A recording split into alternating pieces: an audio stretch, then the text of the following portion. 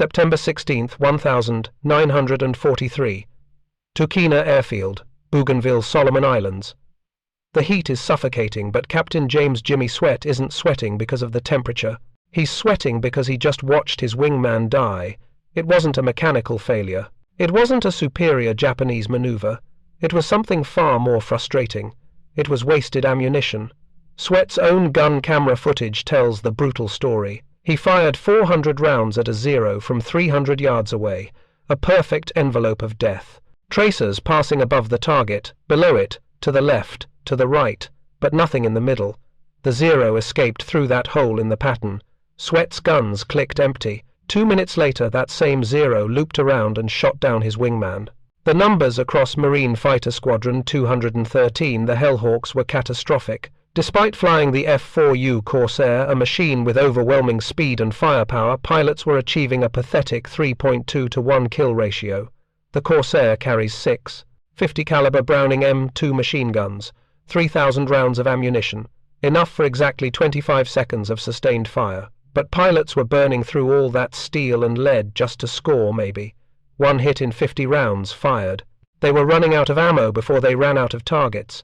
The problem wasn't the pilots, it wasn't the guns, it was the geometry. It was the harmonization, the precise point where the bullets from all 6 guns meet. Factory specifications set this convergence point at 1000 feet. The engineers at Vought Aircraft sat in comfortable offices and decided that 1000 feet was the optimal engagement distance. At that range, the bullets spread across a 30-foot circle. A Japanese zero is 29 feet wide, but in the chaotic reality of a dogfight, you aren't shooting at a stationary target from 3 football fields away. You are threading needles at 300 miles per hour. Major Gregory Pappy Boyington, visiting from VMF 214, watched Sweat's footage and shook his head. He said, "You're shooting at ghosts, Jimmy. Your bullets are everywhere except where the enemy is." What Sweat didn't know, what none of the officers knew yet, was that a 6-year-old aviation ordnanceman with no college degree was watching that same footage. He was a sergeant who joined the Marines to escape the Great Depression. His job was to load bullets and sweep up brass, not to redesign physics. His name was Staff Sergeant Michael Mickey McCarthy, and his insane, unauthorized modification is about to turn the Corsair into the most lethal fighter in the Pacific. To understand why Marines were dying, you have to understand the trap of gun convergence. It's a concept as old as aerial warfare. Since you can't mount guns directly in front of the propeller without complex timing gears, you mount them in the wings. Angle them slightly inward, and theoretically, somewhere out in front of the nose, all the bullets meet at a single devastating point. Fire when the enemy crosses that X and you tear them apart. The factory engineers had solid logic. They argued that at 1000 feet, pilots have time to aim, lead the target, and fire a sustained burst. It was a compromise between range and safety. But combat doesn't care about engineering compromises. The engineers forgot one crucial variable. The Corsair's guns are spread across 16 feet of wing space. When set to 1000 feet, even with perfect aim, the bullet pattern at typical combat ranges, 200 to 400 yards, is nearly 20 feet wide. Japanese zeros were literally slipping through the gaps between the bullet streams. Other squadrons tried to fix it. They dialed it down to 800 feet, then 600. But they hit a hard wall. The expert consensus was unanimous. You cannot set convergence closer than 500 feet. Why? Structural integrity. The guns are heavy. The recoil forces are massive. If you angle the guns too sharply inward to force a close convergence, the mounting brackets take too much lateral stress.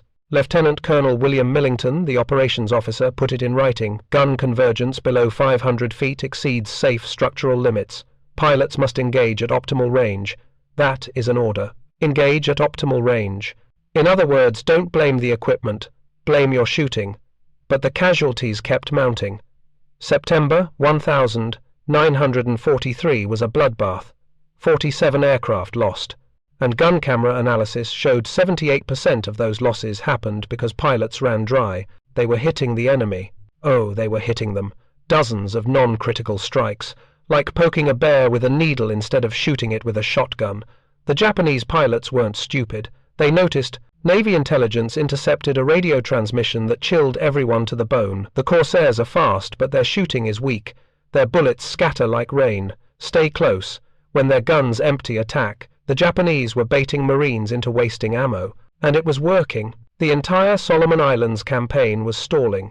General Roy Geiger needed a solution, and he needed it yesterday.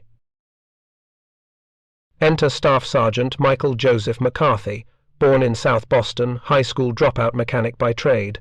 He didn't know aerodynamics, but he knew machines. Growing up fixing cars in his father's garage taught him one universal truth. Engineers design things for a perfect world. Mechanics fix things for the real world. On September 17th, after another disastrous mission, McCarthy did something unheard of for an enlisted man. He walked into the admin tent and asked for the Corsair's classified engineering manual.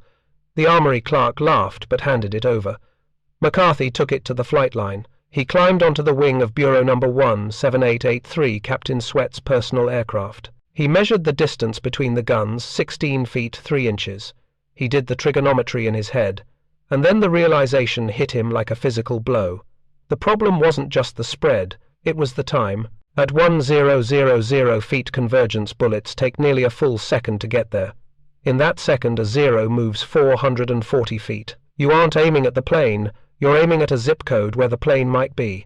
But at 300 feet, the bullets arrive in a third of a second. Lead calculations become instinctive, and crucially, all 6 guns would slam their rounds into a space the size of a dinner plate, not a garbage truck. McCarthy ran the numbers.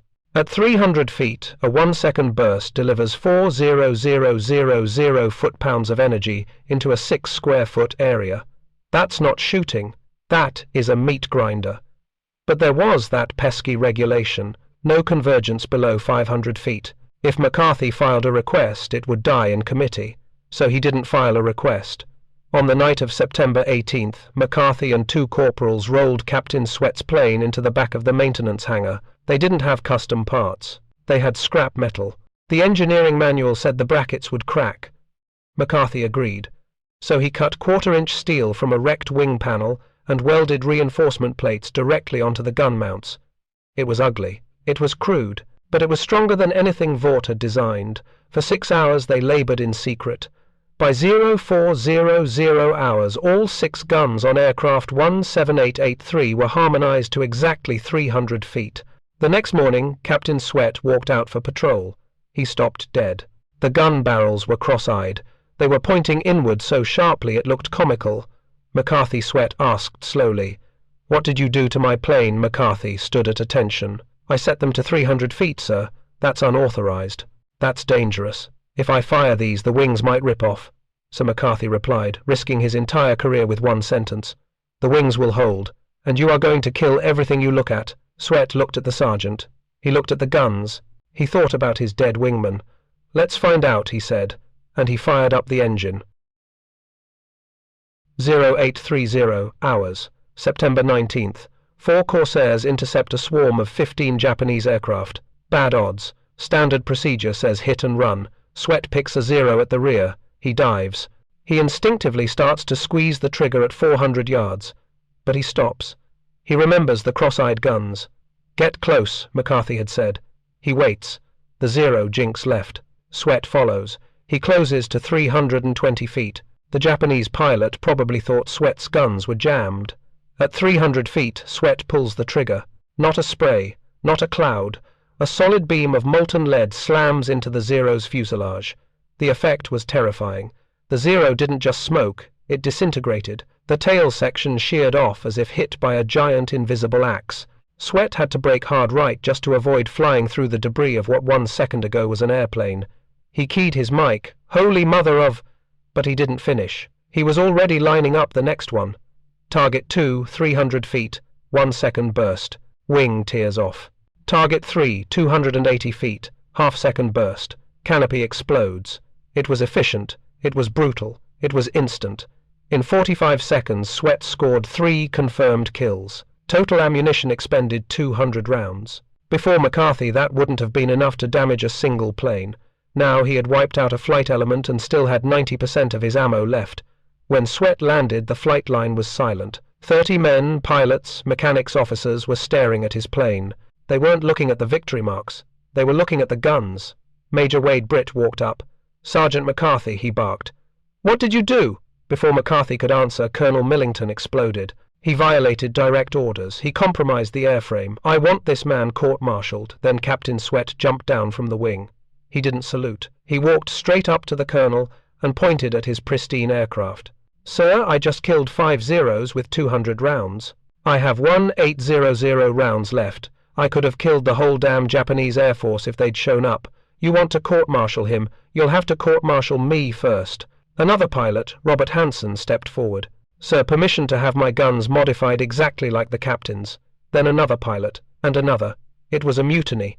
A mutiny of results against regulations. Major Britt looked at the colonel, then at the pilots, then at the sergeant. He made a command decision that would save hundreds of lives. Colonel, he said, write up the paperwork if you want. But tonight, McCarthy modifies every plane in the squadron. The argument ended, but the work had just begun. McCarthy and his crew didn't sleep that night.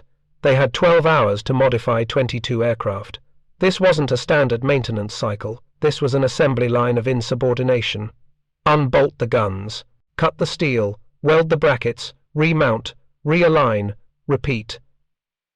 McCarthy moved from plane to plane like a man possessed. He checked every angle personally. He knew that if just one bracket failed, if one wing cracked mid-flight, the colonel would have his head on a platter. By dawn, the flight line was full. 22 Corsairs fueled, armed and modified. The pilots walked out to their machines. There were no speeches. They just looked at McCarthy, nodded, and climbed in. September 20th, 1943. 1140 hours. 8 Corsairs from VMF 213 intercept a mixed formation of 12 Zeros and 8 Betty bombers. This time, the Japanese pilots employed their standard tactic: bait the Americans into firing early, wait for the spray to scatter, then counterattack. But they were fighting a ghost. The spray was gone. Lieutenant Robert Hansen opened up on a Betty bomber. At 300 feet, the convergence didn't just punch holes. It acted like a saw. The bomber's right wing didn't fold. It was severed clean off. The Japanese pilots panicked. Instead of dodging through gaps in the fire, they found themselves flying into a solid wall of 50 caliber destruction. The engagement lasted 12 minutes. The result was a massacre. 9 Zeros destroyed, 6 bombers destroyed, 15 confirmed kills. US losses 0. But the most shocking statistic wasn't the kills, it was the efficiency. Average ammunition expenditure dropped from 890 rounds per kill to 180. They were 3 times more lethal, using 1/5 of the ammo. You can't keep a secret like that in a war zone. Word spread across the Pacific faster than a virus. VMF 213 has magic guns. The Hellhawks aren't missing. Within a week, the legendary Pappy Boyington and his Black Sheep squadron demanded the modification. By October 1st, nearly every Corsair in the theater was running McCarthy's illegal tune-up. The enemy felt the shift immediately. Interrogated Japanese pilots later described the new Corsair fire as concentrated death. A captured directive warned, "Do not engage Corsairs head-on. Their fire is like a laser." The kill ratio climbed vertically. From a struggling 3-1, the Corsair ascended to become the Whistling Death, finishing the war with an 1:1 kill ratio. And the bureaucracy, they did what bureaucracies always do. In February 1944, the Bureau of Aeronautics officially adopted the 300-foot convergence as standard. They released a new manual. It featured detailed diagrams of the reinforcement brackets, the exact ones McCarthy designed, in a dark hangar with scrap metal. But the manual didn't credit a sergeant. It credited engineering staff analysis. December 1943. The squadron Christmas party. Captain Jimmy Sweat, now a legendary ace with over 15 kills, stood up to make a toast. The room went quiet. Sweat didn't toast the generals. He didn't toast the president. He pointed to the back of the room where the mechanics were standing near the exit. "Gentlemen," Sweat said, "I'm alive today because Mickey McCarthy ignored orders. I'm an ace because Mickey knew how to use a wrench better than the engineers knew how to use a slide rule." "Two," Mickey Sweat said, "the deadliest Marine who never pulled a trigger." McCarthy just shrugged. He reportedly muttered to the guy next to him, "I just adjusted some bolts." The war ended. McCarthy went home to Boston. He opened a garage. He married a schoolteacher. He fixed cars. He never bragged. He never asked for recognition. Captain Sweat received the Medal of Honor. Robert Hansen became a legend. Mickey McCarthy. He got a handshake and a train ticket home. but his legacy is written in the sky. To this day, U.S. fighter jets from the F-16 to the F-35 harmonize their cannons based on the principles McCarthy proved in 1943: concentrate the fire, get close, destroy the target. Mickey died in 1979. His obituary was 3 sentences long. But every time a fighter pilot comes home safe because his guns hit the mark, that is Mickey McCarthy's monument. History remembers the aces. It remembers the generals. But sometimes the difference between victory and defeat isn't a brilliant strategy or a brave charge. Sometimes it's just a mechanic, with the courage to break the rules.